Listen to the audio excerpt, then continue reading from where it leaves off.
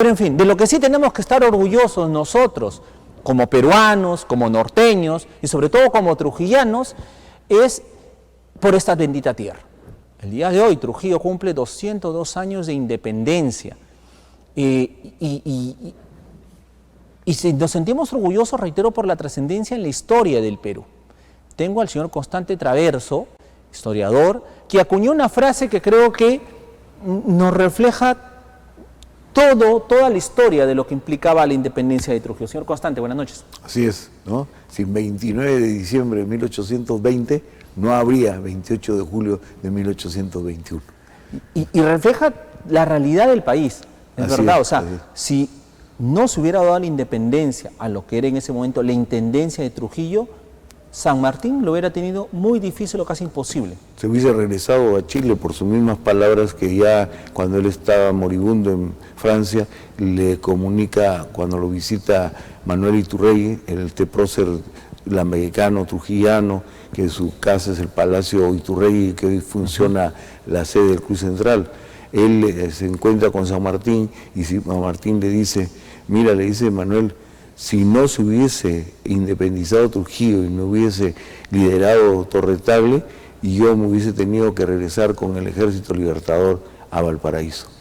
Entonces mira la importancia que tiene este hecho, ¿no? Pero hay una cosa importante, hay que ver cómo era la Intendencia de Trujillo, ¿no? La Intendencia de Trujillo primero era un tercio del virreinato en territorio y población, ¿no? Siempre yo me he preguntado por qué Trujillo estaba amurallado, porque había muchas riquezas y no habían bancos, no habían cajas fuertes, entonces las fortunas de las familias trujillanas se guardaban en sus casas, por eso el amurallar para defenderse de los piratas. ¿Y por qué había dinero? Porque teníamos un producto de exportación único en el mundo, que era la quinina. Por eso que el árbol de la quina está en el escudo peruano desde el principio, porque nosotros exportamos quinina a toda Europa. En ese tiempo no había antibióticos, no había penicilina, solamente había quinina, ¿no? Por ejemplo, San Martín, en las cartas que se cruzan con Torretable y que recoge don Javier Ortiz de Ceballos en un libro de la correspondencia de San Martín, insiste San Martín en cada carta que no se olvide mandarle quinina, porque si no sus tropas podían, con una infección, desaparecer. Entonces es muy importante, y es importante recalcar hoy día que la quinina, que es un producto de este territorio norteño, porque está en la ceja de selva por Amazonas, no solamente salvó en el tiempo de la colonia antes que aparezca la penicilina, sino que salvó a la humanidad de una gran pandemia como fue la malaria en los años 40 del siglo pasado. Entonces imagínate la importancia que tenía. Además, desde un principio nosotros exportábamos a Chile y Argentina chancaca para que endulcen sus potajes, y después les exportamos azúcar por años, hasta 1968. Chile tenía 6, 8 buques en Salaverry, en Puerto Chicame, en Pimentel, cargando azúcar, porque no producían nada. Pero una zona rica. La zona rica, oro y plata, hasta ahora sale oro y plata en la Sierra de la Libertad, ¿no? O sea, eso te da una idea de que este territorio del norte era un territorio rico y producía. Muchas veces los virreyes visitaron Trujillo para enseñar con personal, para enseñarles a empacar la quinina. Hay un montón de datos sobre esto, ¿no?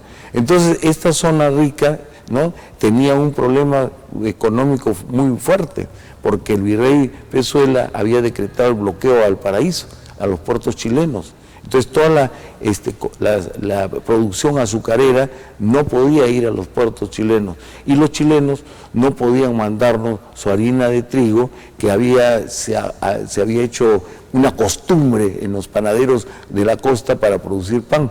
En vez de producir con nuestro trigo, se tenía que traer esta variedad de trigo, de harina de trigo chilena. Entonces había exportación nuestra hay también la quinina, ¿no? Y de azúcar y otros productos, y de Chile nos mandaban fruta y vinos, ¿no? Entonces había un intercambio comercial intenso.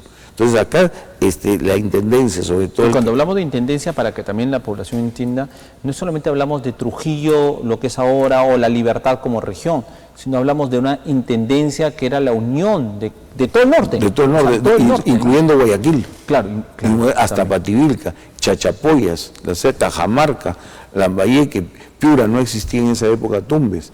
Toda esa zona forma parte de... Entonces, esa fue la razón. Mira, y tú, José Bernardo de Tagle y Portocarrero estaba designado a ser intendente de La Paz, ¿no? Lo que era el Alto Perú, porque en el momento no existía Bolivia lo creó Simón Bolívar, pero en vez de aceptar irse a La Paz, prefirió venirse como encargado de la intendencia de Trujillo. O sea, él ya sabía, ¿no? Porque acá hay varios factores que no están en los libros de historia, ¿no? El alcalde de Trujillo, Manuel Cabero y Muñoz, marqués de Bellavista, era primo de Torre Tagle, y Torre Tagle era casado con la viuda de un O'Higgins, que era primo hermano del libertador de Chile, Bernardo O'Higgins. O sea, había un enraizamiento ahí. Todo iba cuadrando, iba alineándose todo. Así es. ¿Eh?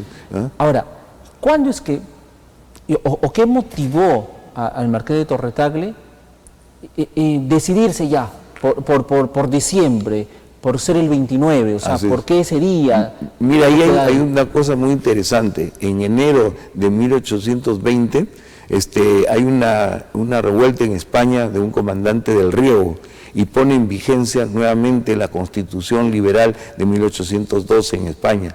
Y esa Constitución decía que ya los alcaldes no ejercían el cargo en forma de herencia hereditaria, sino era elegidos por el pueblo. Entonces, en enero de 1820, la ciudad de Trujillo, ¿no?, sus vecinos eligen al primer consejo elegido democráticamente de acuerdo a la Constitución de Cádiz de 1812. Entonces ya tenemos primer factor, tenemos un cabildo elegido por el pueblo.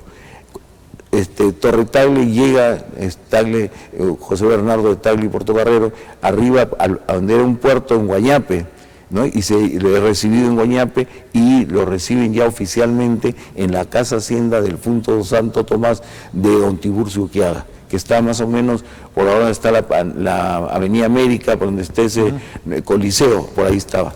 Ahí lo reciben en su casa de campo. Y ahí inmediatamente ya se empiezan a reunir.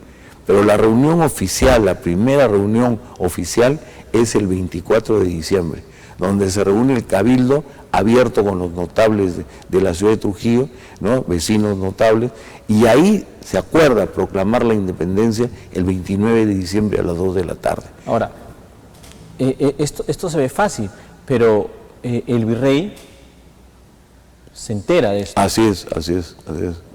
Y quiere de alguna manera impedir, frenar, claro, manda un coronel, ¿no?, venía de Ecuador para que lo tome preso, pero este coronel le confía su misión a un bodeguero, ¿no?, que era español, y porque era español le confía, pero el bodeguero va inmediatamente a avisarle a Torre Tagle, y el regimiento Milicias Disciplinadas de Trujillo, que comandaba Martín Alejo Martínez de Pinillos, lo van a tomar preso y él huye. Él estaba hospedado en la casa Zabaleta, o la casa Herrera, que está en la esquina de Almagro con Pizarro, frente a la municipalidad.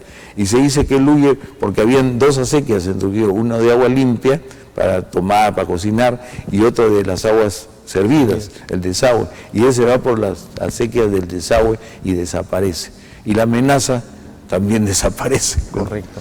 ¿No? Y esta bodega o esta tienda, esta cantina, no sé, quedaba justo en el Ginón Pizarro. Sí, frente a la iglesia de la Merced. Frente a la iglesia de la Corte, sí, ¿no? frente a la Corte. Claro, es ahí, o sea, en pleno centro donde se filtra esa información. Y a dos cuadras le van y le avisan a Torre Tagle y Torre Tagle logra huir. No, Torre Tagle no huye, el que huye es el español. El español. Correcto. Bueno, entonces, pero lo más importante y lo que hay que resaltar es que en ese cabildo del diciembre del 24 de diciembre se cumplen las condiciones fundamentales. Exacto, eso es importante. ¿No? O sea, un cabildo elegido por el pueblo, ¿no?, decide independizarse. Y la otra, el requisito indispensable es que se forme un gobierno autónomo. Y eso se ha perdido, porque se forma el Estado independiente de Trujillo, o otros también del Estado o la provincia independiente de Trujillo. Hay documentos que firma Francisco José de San Martín, donde dice desde el Estado libre de Trujillo, porque todo el sur era España, incluyendo Lima. Entonces, mira la importancia. Y también, se acuerda ese 24, no agraviar a la corona española, ¿no? Y que tampoco sea arriada la bandera española del Cabildo trujillano hasta que se proclame la independencia. Y al arriar la española se izaba la bandera peruana. Entonces, es muy interesante esa prudencia de Torre Tagle para manejar este tema, ¿no? Contaba con el apoyo militar, porque eso es muy importante. Por eso ahí tenemos otra frase que salió en el 2019 con el grupo que hemos trabajado esto. Sale la frase, dice, sin cabildos y sin ejército no hay patria, porque mientras en los cabildos se discutía el tema político, el que defendía y el que luchaba era el ejército, ¿no? Entonces ese es el sentido. Entonces, ya aprobado eso, también se aprueba el 24 mandar a hacer por primera vez en el Perú la bandera, ¿no? Que la hace doña Micaela Muñoz Cabero de Cañete. Y esa bandera se borda ayudada por Jacoba Lacumba y otras damas trujillanas en la esquina de Bolognesi con Pizarro en la casa del mayorazgo de Facalá, que hoy es sede del Scotiabank.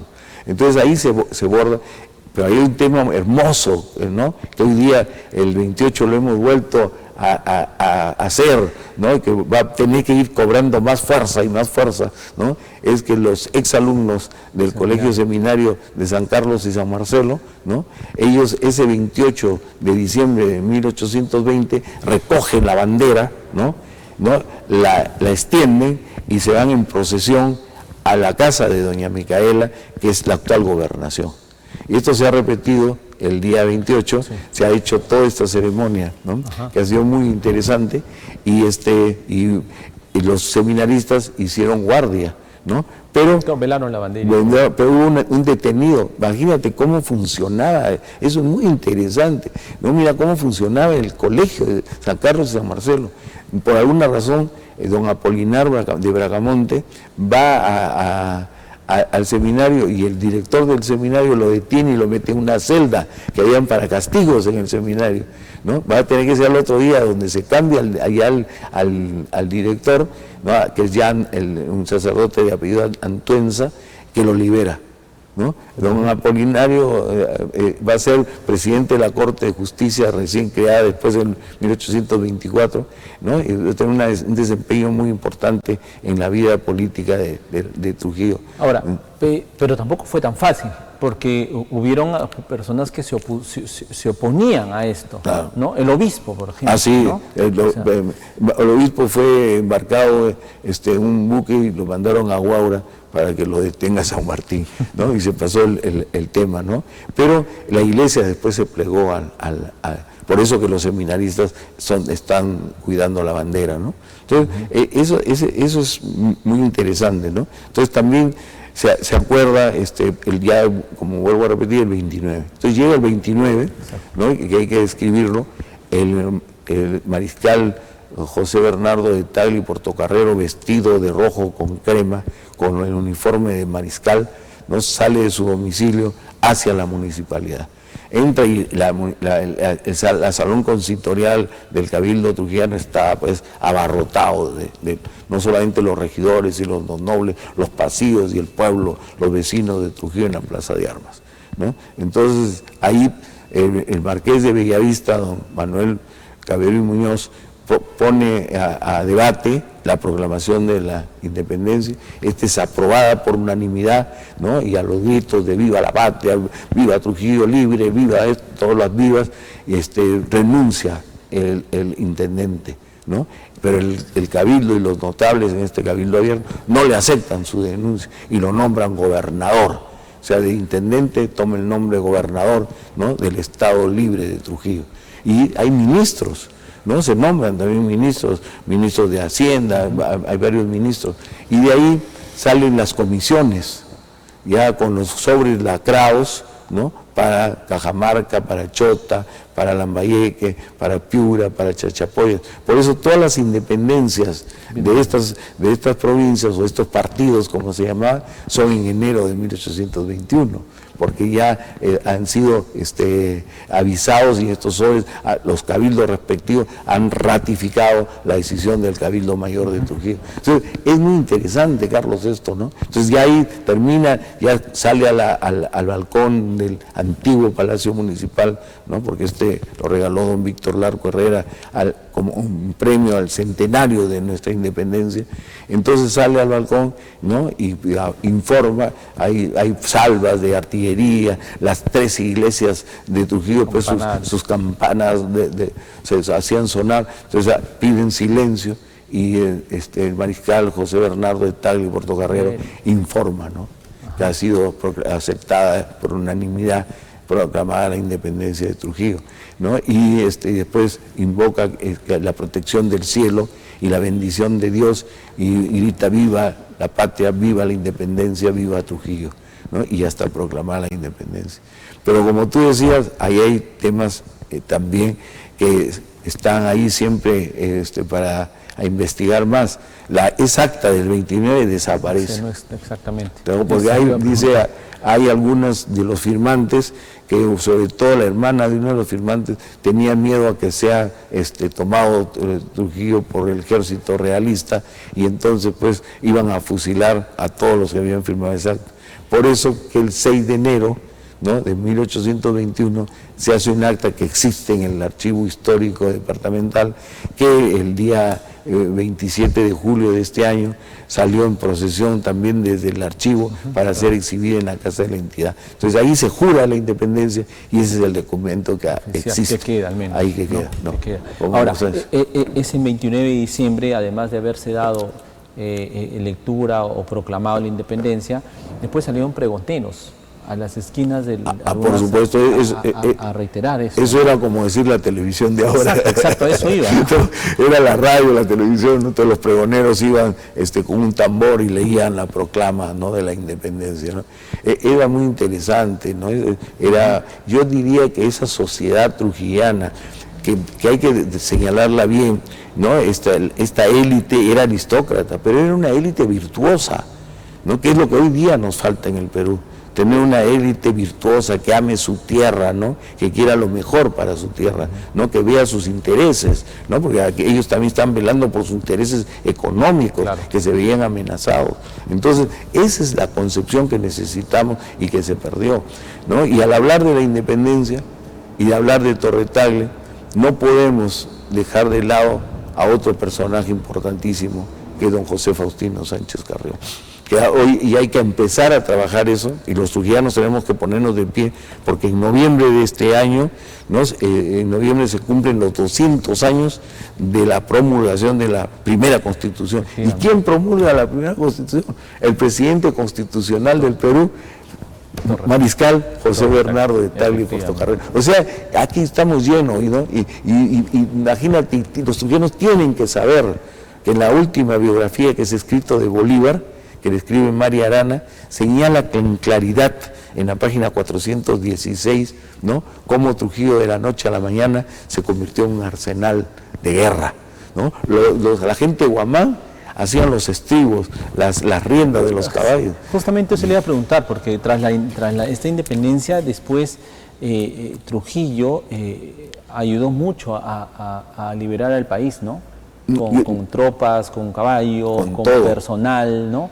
O sea, con todo lo que... Imagínate tú, vamos por parte. Piura manda 300,000 pesos de plata para Bolívar.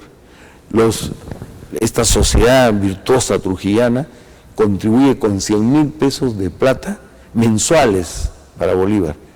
Don Luis José de Orregoso, que después va a ser presidente del Perú, destina las cosechas de su hacienda de Chuquizongo, que está en Usquil, en Otusco, todas sus cosechas, todo lo que salga de esas cosechas de dinero, a la causa patriota, ¿no? Entonces, y mira, y las mujeres trujillanas hacen moldes para borrar la tela y hacer los uniformes.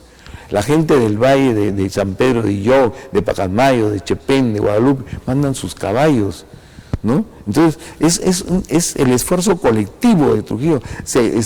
Las iglesias entregan su oro, sus reliquias de oro, para que sean fundidas. A la causa libertaria. Sí, es un esfuerzo de conjunto de la ciudad.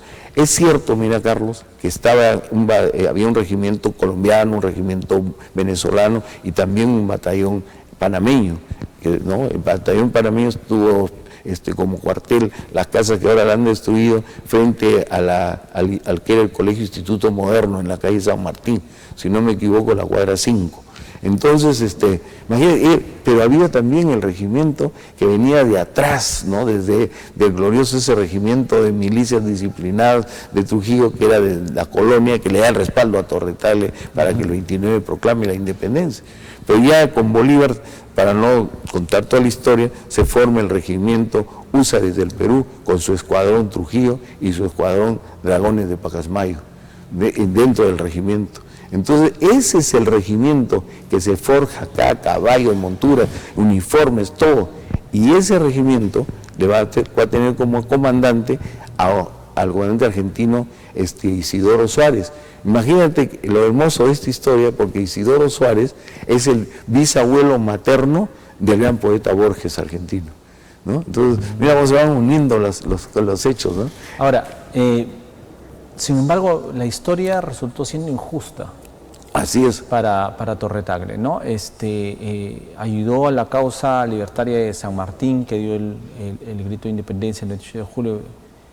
Luego San Martín se va. Torre Tagle comienza a apoyar a Bolívar. Ahí sale José Faustino Sánchez Carrión, ¿no? Que dio la primera constitución, la primera universidad de Trujillo, la Corte de la Libertad, en fin, son tantos aspectos. Sin embargo, ¿en qué momento se quiebra la relación para que luego Torre Tagle termine finalmente sus días en una prisión, después de todo lo que había hecho? O sea, ¿qué ocurrió en esa parte de la historia? Mira, yo creo que nosotros, una cosa de idiosincrasia, sobre todo de Lima, ¿no? De los limeños, que lo nombran a Bolívar director supremo, y él en su poder, ¿no? Omnipotencial, ¿no? Total.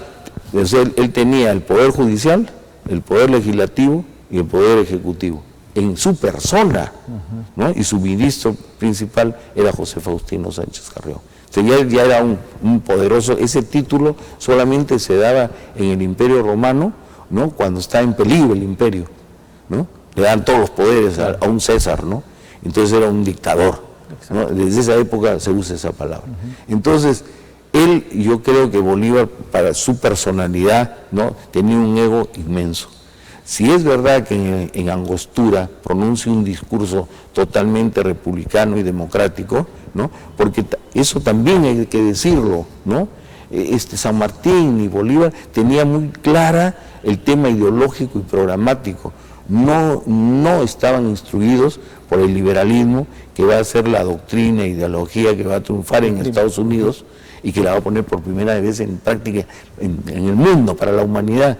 Es en Estados Unidos donde se pone el liberalismo. Pero sí la idea la tenía José Faustino Sánchez Carrión, ¿no? Él ya había leído la Constitución norteamericana. Entonces, San Martín y Bolívar, ¿cómo ganaban adeptos? Por la patria, patriotas, la libertad, ¿no? Pero no había un fondo ideológico, programático, político. Entonces, era muy débil su concepción de ellos. Entonces, Bolívar creo que se enamora de Bonaparte, ¿no? Y él quería ser un Napoleón en América, ¿no? Y quería ser coronado como emperador de los Andes, ¿no? Eso es lo que él quería, el emperador de los Andes. Entonces, Rivagüero, que también fue presidente del Perú antes de Bolívar, fue condenado a muerte, ordenó que lo maten. Y Rivagüero tuvo que salir a Guayaquil, al Ecuador. Por suerte que el que manejaba el gobierno de lo que hoy es el Ecuador le dio asilo y así se salvó de la muerte. Entonces, a Torre Tagle le encomienda que dialogue con los realistas, ¿no? Para ver si se llegaba a un acuerdo, y los realistas se iban del Perú y ya se pacificaba sin necesidad de una batalla. Entonces se aprovecha de esa comunicación que él mismo ordena, y de un oficial de su confianza para que lo denuncie a Torre Tagle de traidor. Entonces, ¿por qué? Porque Torre Tagle, don José Bernardo de Tagle, era un líder, había sido 2 veces alcalde de Lima, ¿no? Y era una persona oculta, ¿no? Había estado en España y había participado en las Cortes de Cádiz, o sea, ya tenía claro tenía lo otra que concepción diferente, ¿no? Claro. Y después también estuvo un tiempo en Argentina, entonces ya él estaba imbuido de estas teorías liberales, democráticas y republicanas. Entonces, la prueba más fehaciente que existe, es esta. Torre Tagle, a pesar de ser un aristócrata, ¿no? Y de querer una monarquía constitucional con un congreso en el Perú, él promulga la primera constitución, ¿no?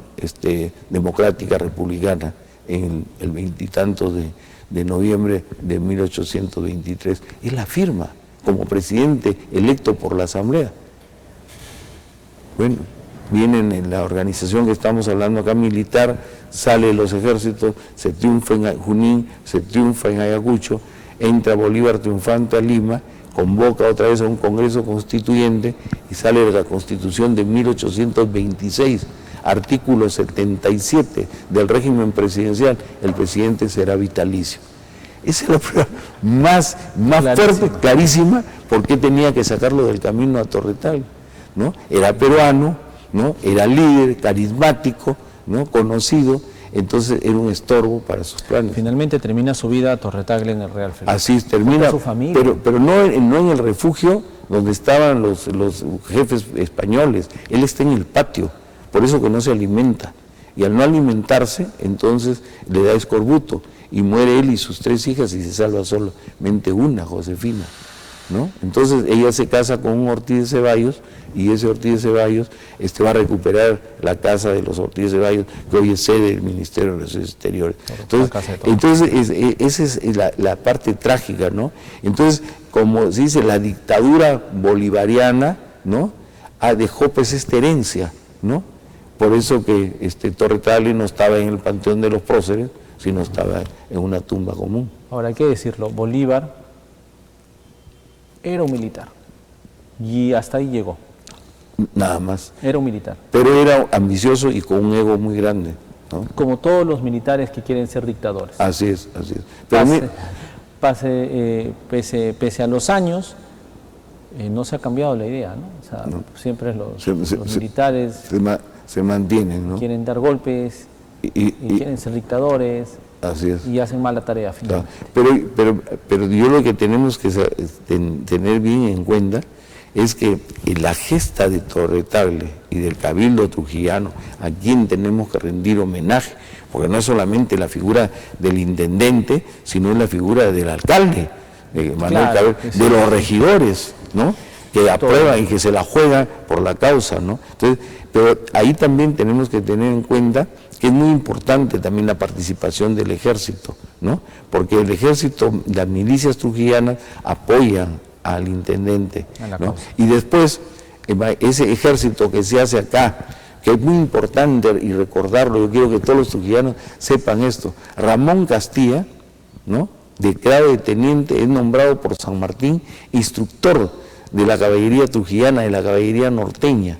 Él es el instructor, él enseña a los trujillanos, a los norteños, a montar, a manejar la lanza y el sable, ¿no? Pero ya salió el Ejército Libertador rumbo a Huamachuco, que tampoco podemos olvidar a Huamachuco, ni a Santiago de Chuco, ni a toda la sierra, que ahí fue la logística para alimentar al ejército y para darle los víveres suficientes en camino a Junín. Campaña. Entonces, imagínate tú, eso es importantísimo, ¿no? Ver esa dedicación de Castilla. Pero Bolívar le dice que se ponga Castilla, en cuanto salían ya las tropas, a órdenes de los oficiales colombianos y venezolanos, y Castilla no acepta y lo meten al calabozo. Entonces por eso no está en la batalla de Junín. En la batalla de Junín también, ¿quién gana la batalla de Trujillo? De Junín la ganan los norteños, la ganamos los trujillanos, los venezolanos y colombianos se retiraban por orden de Bolívar. Y entonces don Andrés Razoy cabalga, Isidoro Suárez, Y cambia, y Lamar le dice que se retiren también el regimiento. Y él desacata la orden. Y se ataca, y es la última batalla en el mundo, a sable y a espada, no se dispara un tiro, y el triunfo es patriota. Entonces, por favor, estar orgulloso de ser trujillano. Eso es lo que tenemos que sentir, estar orgullosos. Y esas frases que el grupo que nos reuníamos todos desde el 2019, ¿no? Con el general Herrera, con el general Toledo, con Ricardo Cruzado, ¿no? Y con Iván Larriba, y con todo este grupo de trujillanos, y siempre estuvo con nosotros el ingeniero Manuel Yempén, nuestro gobernador. Ese conjunto, sacamos varias frases, ¿no? Una frase es: peruanicemos el bicentenario de nuestra independencia, ¿no? Y levantemos la figura de Juan José Bernardo de Tagle y Portocarrero y José Faustino. Y también en ese grupo salió otra frase, que es: sin cabildos y sin ejército no hay patria, ¿no? Y una de Miguel Fernández, el entonces capitán de Puerto Salaverry, que dice: sin Trujillo y sin Huamachuco no hay triunfo en Junín, ¿no? Entonces, imagínate tú. Tenemos muchos hechos históricos de los cuales tenemos que estar orgullosos. Ya dignificamos a Torre Tagle, ahora descansa ya en el atrio de la catedral. Ahora vamos por José Faustino Sánchez Carrillo, que también merece un espacio. Sí, y yo quiero decirles a los trujillanos que este grupo cívico-militar, queremos constituirnos y fundar, ¿no?, la asociación de fundadores de la independencia de la Intendencia de Trujillo, para que este grupo siga trabajando y se incremente con otras jóvenes, ¿no? Por ejemplo, tú, Carlos, tienes que estar ahí con nosotros para poder difundir y luchar porque verdaderamente se reconozca el rol trujillano en la formación de la patria. Efectivamente, ¿no? Orgulloso de haber nacido en esta bendita tierra. Así es. Señor Constante, muchísimas gracias por estar esta noche. Sin 29 de diciembre de 1820 no habría 28 de julio de 1821. Viva mi tierra, viva Trujillo. Y sentámonos todos los trujillanos orgullosos este 29. Nosotros hicimos el Perú. Viva Trujillo. Viva Trujillo. Y cuidemos nuestra